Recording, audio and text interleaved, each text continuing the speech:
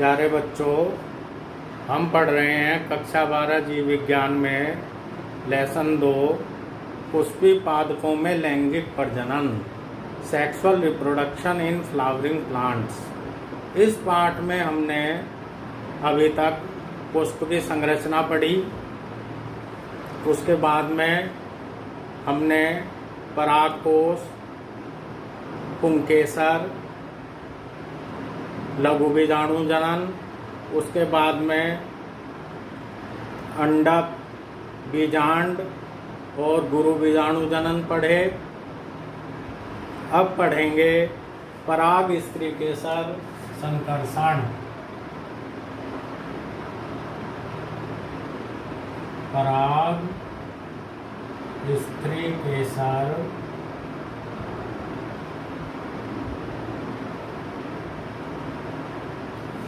स्त्रीकेसर को अंडक भी कहते हैं। अंडक,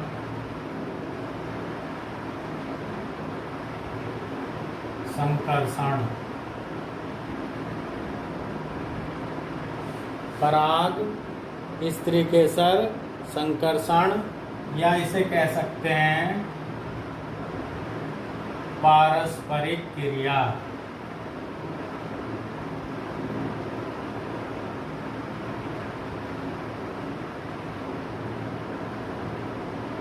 पारस्परिक क्रिया अंग्रेजी में कहेंगे पोलन पिस्टिल इंटरेक्शन। पराग को कहते हैं पोलन,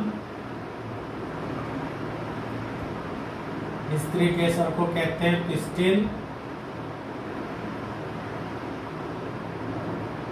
पारस्परिक क्रिया के लिए इंटरेक्शन।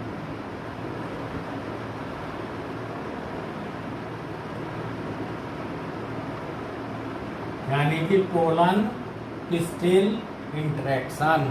ये हेडिंग है पराग स्त्रीकेसर संकर्षण या पारस्परिक क्रिया। परागण की प्रक्रिया में हमने पढ़ा था, क्या परिभाषा होती है परागण की?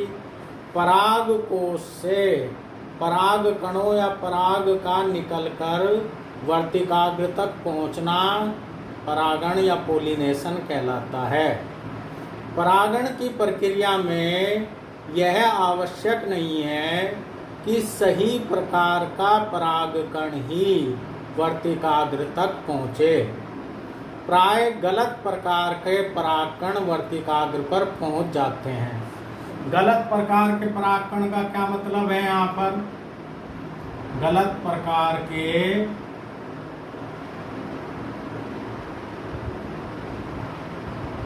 परागकण, गलत प्रकार के परागकणों का मतलब होता है किसी दूसरी जाति के परागकण, दूसरी जाति के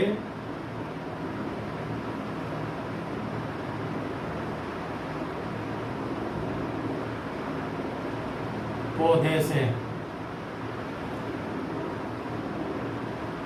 जैसे हम मान लें कि नीम के पौधे के जो पुष्प हैं, नीम के वृक्ष के जो पुष्प हैं, उनके वर्तिकाग्र पर आम के वृक्ष के पुष्प के परागकण पहुंच जाएं। यानी कि गलत प्रकार के परागकण का मतलब दूसरी जाति के पौधे के परागकण आ जाना। या अगर उसी जाति के हैं तो वो स्वपरागण के अयोग्य होंगे।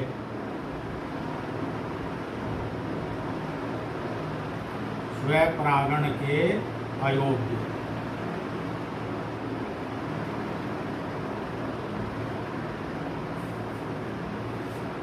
तो परागण की प्रक्रिया में क्या होता है कि जो परागकण होते हैं वो पराग कोश से निकलकर वर्तिकाग्र पर पहुंचते हैं, लेकिन यह जरूरी नहीं है कि वर्तिकाग्र पर सही प्रकार के परागकण ही पहुंचें। प्राय गलत प्रकार के परागकण जो हैं वो वर्तिकाग्र पर पहुंच जाते हैं। गलत प्रकार के परागकणों का मतलब है किसी दूसरी जाति के पौधों से आने वाले परागकण, या अगर उसी जाति के हैं लेकिन वो स्वपरागण के लिए अयोग्य हैं। जो स्त्रीकेसर या अंडक होता है स्त्री केसर या अंडक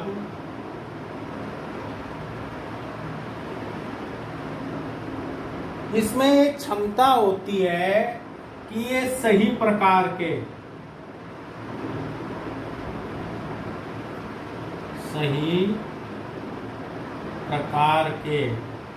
जिन्हें सुयोग्य भी कहते हैं,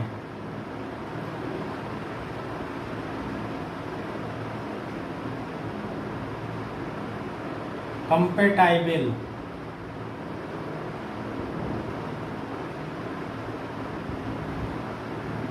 और गलत प्रकार के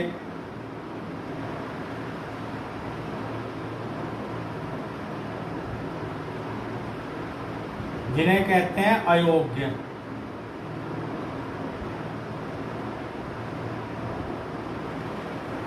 इनकम्पेटाइबल,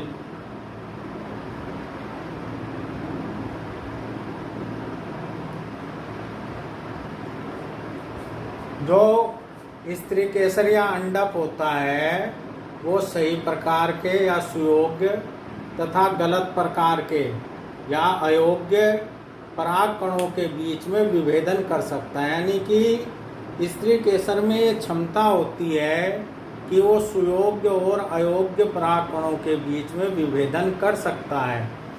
यह क्षमता कैसे उत्पन्न होती है? यह क्षमता उत्पन्न होती है पराग कण और वर्तिकाग्र के रासायनिक घटकों के बीच अंतर क्रिया के कारण।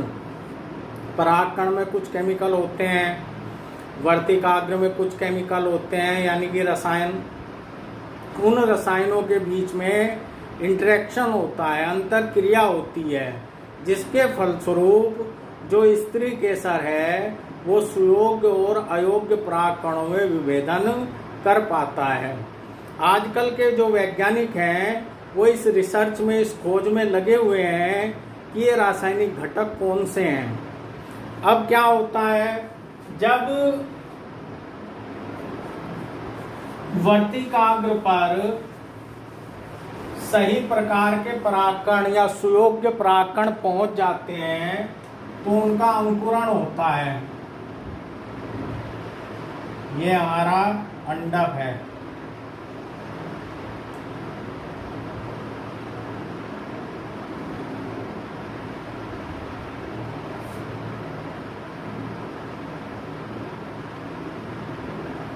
अंडक, परागकण यहाँ आ गया।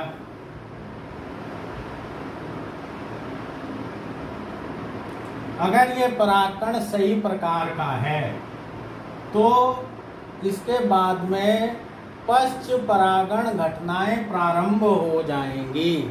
अगर ये परागकण सुयोग्य है, कंपेटाइबल है, तो इसका अंकुरण होगा और परागण पश्च घटनाएं, पोस्ट पोलिनेशन इवेंट शुरू हो जाएंगे तथा निषेचन की प्रक्रिया संपन्न होगी।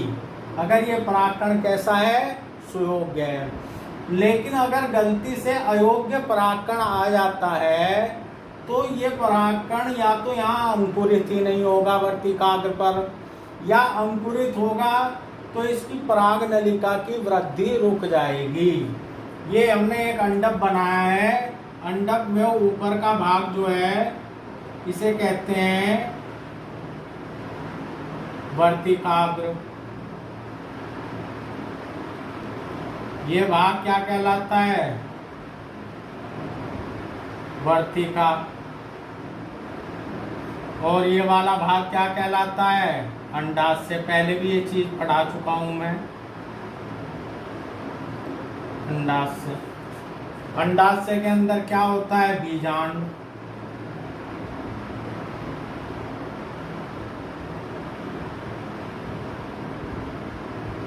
बीजांड के अंदर क्या होता है, भ्रूणकोश, कोश।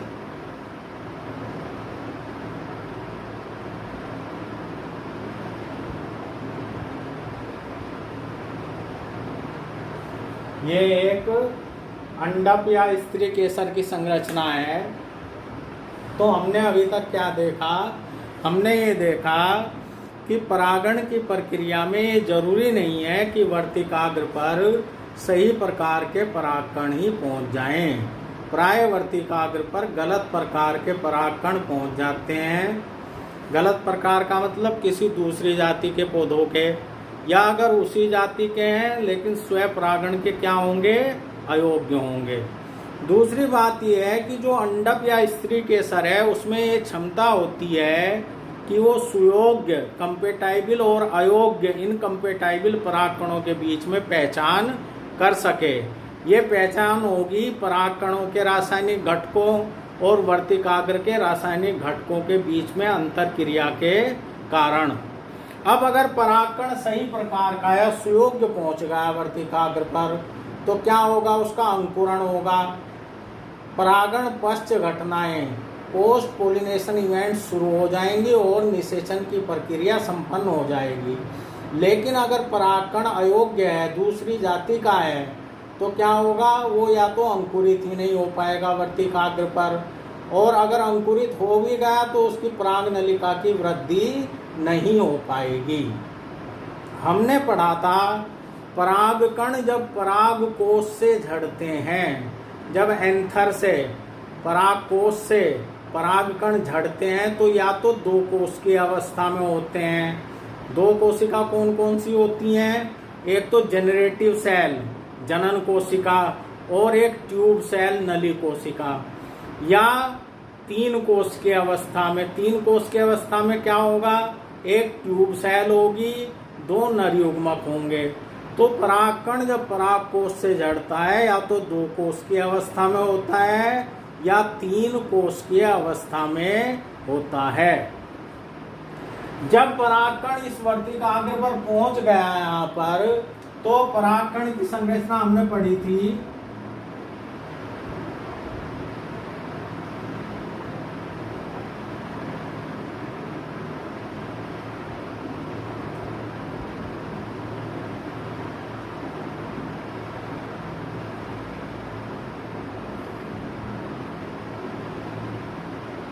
ये परागकण की संरचना,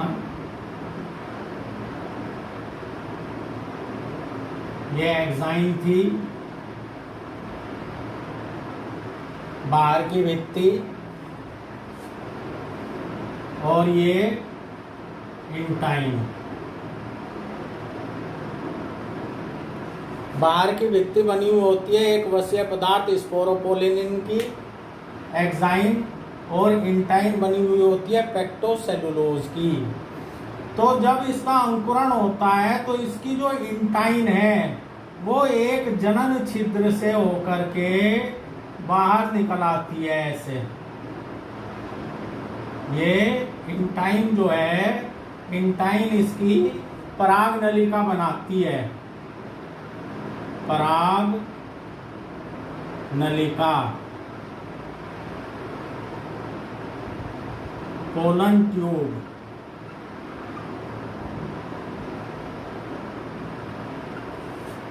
जब परागकण का अंकुरण होता है, जब सुयोग्य परागकण वर्तिकाग्र पर पहुंच जाता है तो उसका अंकुरण होता है। जो परागकण की इंटाइन है, अंतःभित्ति है, वो जर्म पोर जनन छिद्र से होकर के बाहर उभर आती है, जिससे क्या बनती है, पराग नलिका या पोलन ट्यूब बनती है। इस पराग नलिका में एक तो होता है ट्यूब न्यूक्लियस, नली केंद्रक,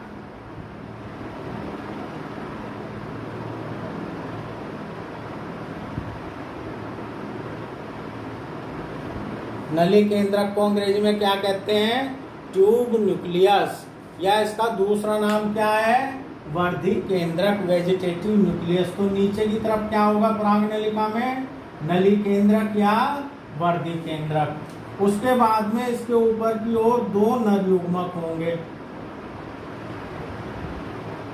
दो क्या होंगे, नर युग्मक।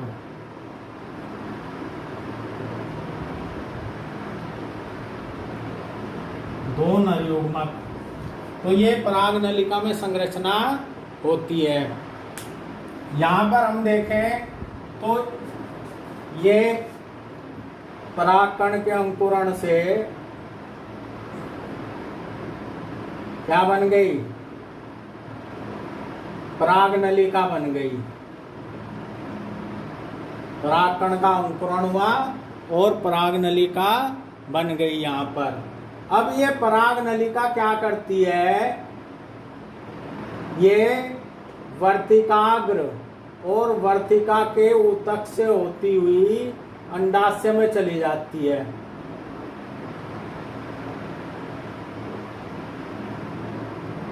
कहाँ पहुंच गई है? अंडाशय में। तो यहाँ पर परागकण का अंकुरण हुआ। अंकुरण के समय क्या हुआ?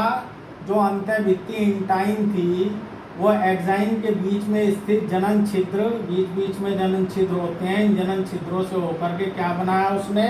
पराग नलिका। पराग नलिका में नीचे की ओर एक नली या वर्धि केंद्रक है, ऊपर की ओर 2 नरयुग्मक है। ये पराग नलिका क्या करती है?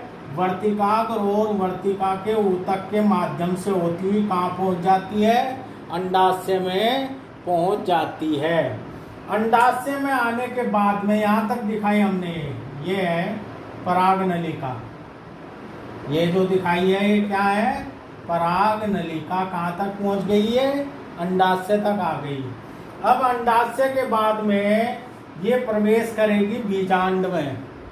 ये जो बीजांड बनाया हुआ है इस बीजांड में प्रवेश करेगी। बीजांड में ये है बीजांड द्वार। ये क्या है?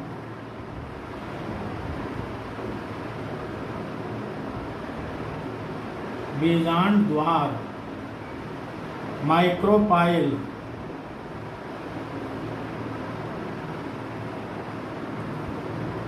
ये पराग नलिका वृद्धि करती हुई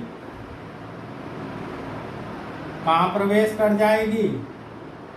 बीजांड में प्रवेश कर जाएगी। ये कहाँ आ गई? बीजांड में।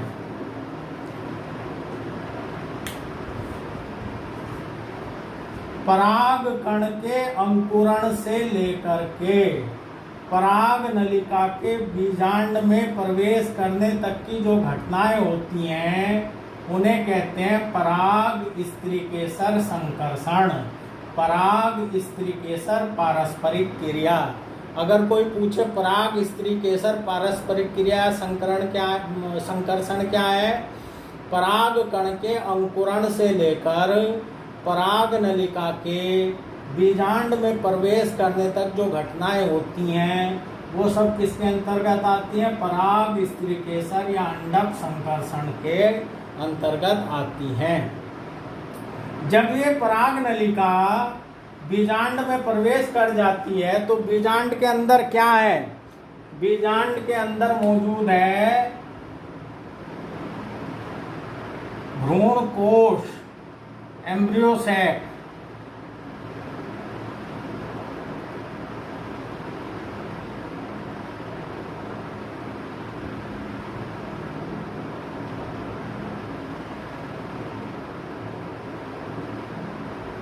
बीजांड के अंदर ये एम्ब्रियो सैक है।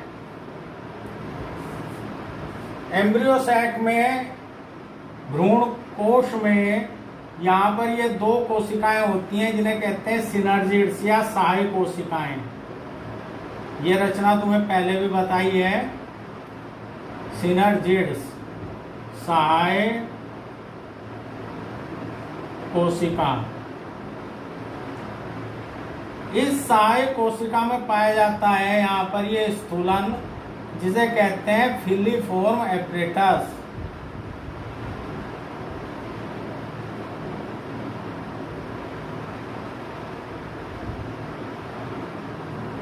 क्या कहते हैं? तंतु रूपी समुच्चय, फिलीफोर्म एपरेटस। तो यहाँ पर ये जो पराग नलिका है, पराग नलिका को रास्ता दिखाएगी कौन? सहाय कोशिका की फिलीफोर्म एपरेटस। ये पराग नलिका एक सहाय कोशिका में प्रवेश कर जाएगी इस प्रकार से। किसके गाइडेंस में, किसके दिशा निर्देश में प्रवेश करेगी ये सहाय कोशिका में पराग नलिका? ये करेगी फिलीफोर्म एपरेटस यानी कि तंतु रूपी समुच्चय या तंतु रूपी उपकरण जो फिलिफॉर्म एपरेटस पाया जाता है सहायक कोशिका में, वो अब पराग नलिका को गाइड करेगा, उसे रास्ता दिखाएगा, उसका दिशा निर्देशन करेगा। और ये पराग नलिका कहाँ प्रवेश कर जाएगी? भ्रूण कोश की सहायक कोशिका में प्रवेश कर जाएगी। अब जैसे कि आपको बताया था मैंने कि जो परागण की प्रक्रिया है, उस प्रक्रिया में प्राय गलत प्रकार के परागकण जो हैं वो प्रवेश कर जाते हैं, वो जो हैं वर्तिकाग्र पर आ जाते हैं। जो गलत प्रकार के परागकण होते हैं वो वर्तिकाग्र पर आ जाते हैं। लेकिन अब साइंटिस्ट क्या कर रहे हैं? जो परागण की पहचान संबंधी प्रक्रिया है वर्तिकाग्र के द्वारा, जो परागकण और वर्तिकाग्र के रासायनिक घटकों के बीच में अंतर क्रिया है, उनकी पहचान करा करके अपने हिसाब से संकर जाति प्राप्त करने की जो है वो कोशिश कर रहे हैं। यानी कि दूसरी जाति का परागकण कैसे दूसरी अलग जाति के वर्तिकाग्र पर अंकुरित हो जाए, निषेचन हो जाए और एक अलग ही किस्म की वैरायटी, एक संकर पौधा जो है वो प्राप्त हो जाए, तो ये प्रयास कर रहे हैं। तो ये हमने पढ़ा पराग स्त्री केसर संकर्षण। पराग स्त्री केसर संकर्षण में हमने पढ़ा कि जो पराग कण होते हैं वो वर्तिकाग्र पर अंकुरित होते हैं, पराग नलिका का निर्माण होता है। इस पराग नलिका में वर्धि केंद्रक या नली केंद्रक होता है और दो नर युग्मक होते हैं। ये पराग नलिका वर्तिकाग्र और वर्तिका के ऊतक से होती हुई कहाँ आ जाती है? अंडाशय में, और फिर बीजांड में प्रवेश कर जाती है। इसे कहते हैं पराग स्त्री केसर संकर्षण। बीजांड में प्रवेश करने के बाद में ये प्रवेश करेगी पराग नलिका कहाँ पर? भ्रूण कोश के अंदर, क्योंकि भ्रूण कोश के अंदर ही एग सेल है। अंड कोशिका कहाँ है? भ्रूण कोश के अंदर है। इसमें कौन हेल्प करेगा? सहायक कोशिका का फिलिफॉर्म एपरेटस।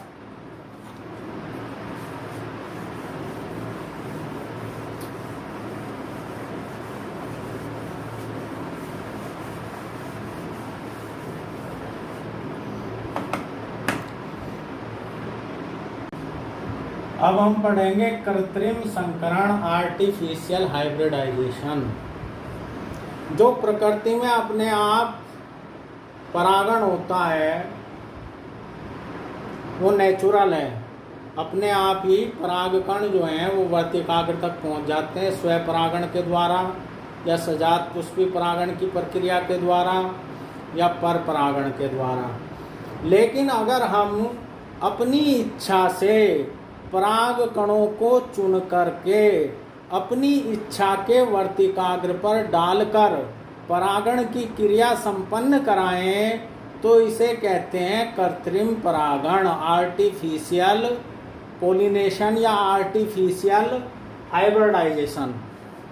जो हम अपेक्षा रखते हैं, जो हमारे अपेक्षित परागकण हैं, जिन्हें हम छांटते हैं अपनी इच्छा के अनुसार, उनके द्वारा जो होगा वो होगा कृत्रिम परागण।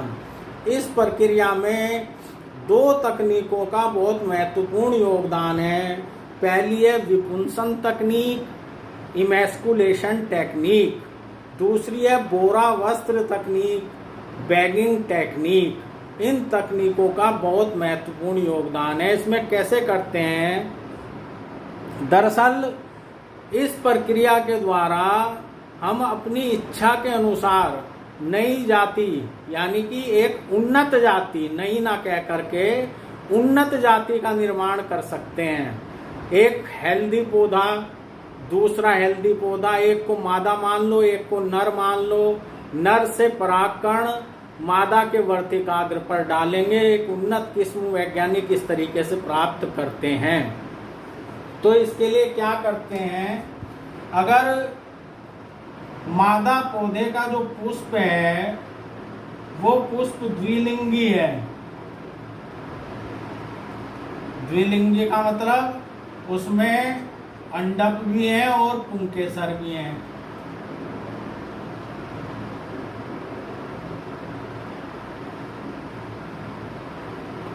ये द्विलिंगी पुष्प है, बाइसेक्सुअल या हर्मेफ्रोडाइट। इस पुष्प में पुंकेसर भी हैं और अंडक भी है।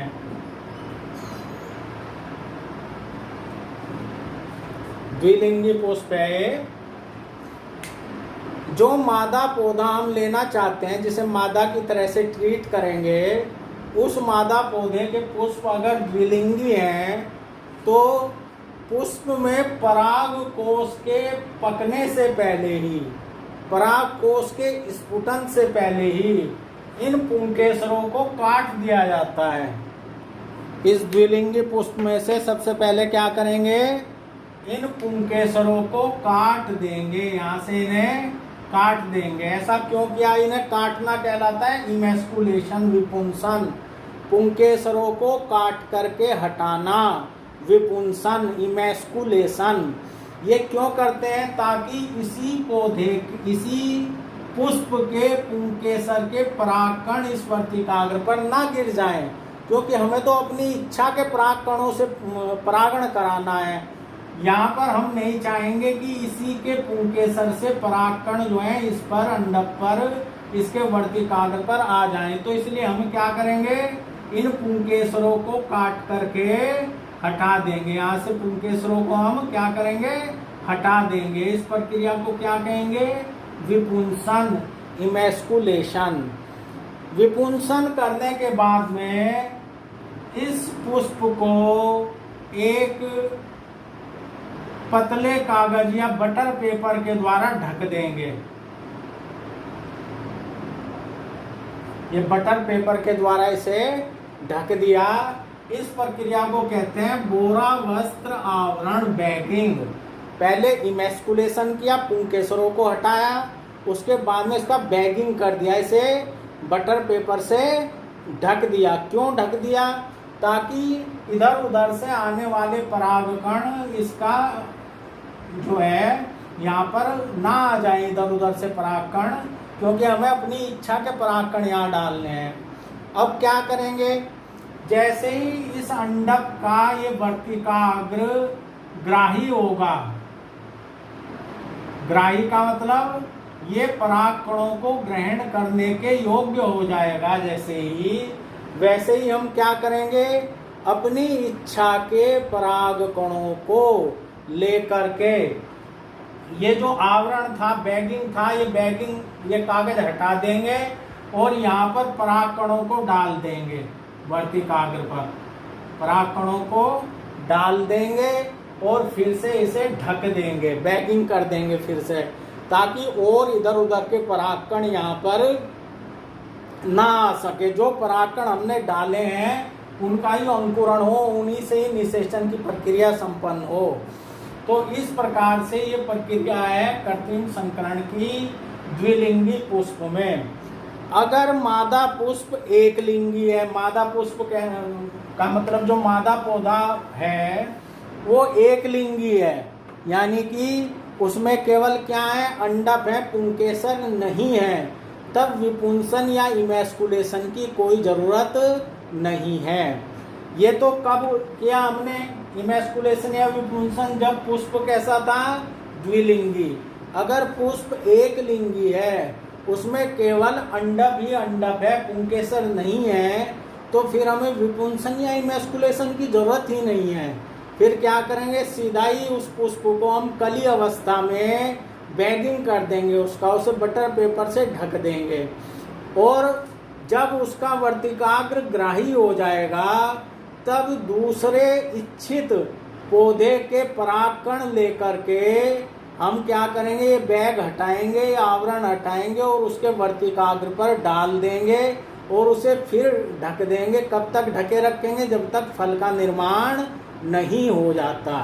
तो ये प्रक्रिया है कृत्रिम संकरण, आर्टिफिशियल हाइब्रिडाइजेशन की, जिसमें वैज्ञानिक क्या करते हैं, पौधों की उन्नत किस्में बनाने के लिए अपनी इच्छा के पौधे छांटकर उनके बीच में परागण संकरण कराते हैं। उनके बीच में अपनी इच्छा के परागकण लेंगे और अपनी इच्छा के पौधे के पुष्प के वर्तिकाग्र पर उन्हें डालेंगे। ये कहलाएगा कृत्रिम संकरण।